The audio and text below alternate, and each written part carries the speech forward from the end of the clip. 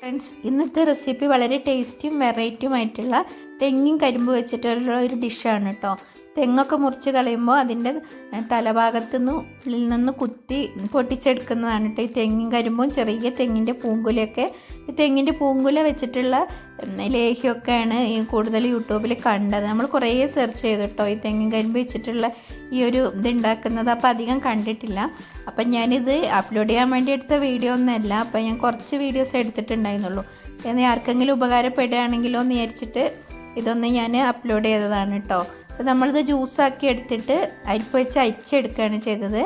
കുറച്ച് വെള്ളം ഒഴിച്ചിട്ട് പേസ്റ്റ് ആക്കിയിട്ട് ചെയ്യുകയാണെങ്കിൽ കൂടുതലും പെട്ടെന്ന് എളുപ്പമായിട്ട് ഉണ്ടാക്കിയെടുക്കാൻ പറ്റും കേട്ടോ. നമ്മൾ നാരൊന്നും പെടണ്ടെന്ന് വിചാരിച്ചിട്ട് കുറേ വെള്ളം ഒഴിച്ച് അരിച്ചെടുത്തപ്പോൾ ഇത് കുറുകി കിട്ടാൻ വേണ്ടിയിട്ട് കുറേ സമയം എടുത്തു കേട്ടോ.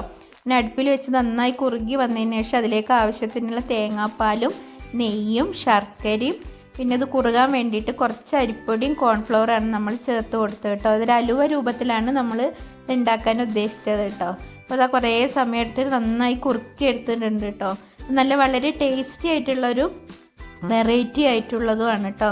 പിന്നെ ഇതൊരു മരുന്നുമാണെന്ന് തോന്നുന്നത്. ഇതിൻ്റെ തെങ്ങിൻ പൂക്കുല കൊണ്ടിട്ടുള്ള ലേഹ്യമൊക്കെ ഉണ്ടാക്കിയെടുക്കുമ്പോൾ ഇതൊരു ഒരു വെറൈറ്റി ആയിട്ടുള്ള ഒരു മധുരിക്കുന്ന ഒരു ഡിഷാണ്. ഇതൊരു അലുവ പോലെയുള്ളത് കേട്ടോ.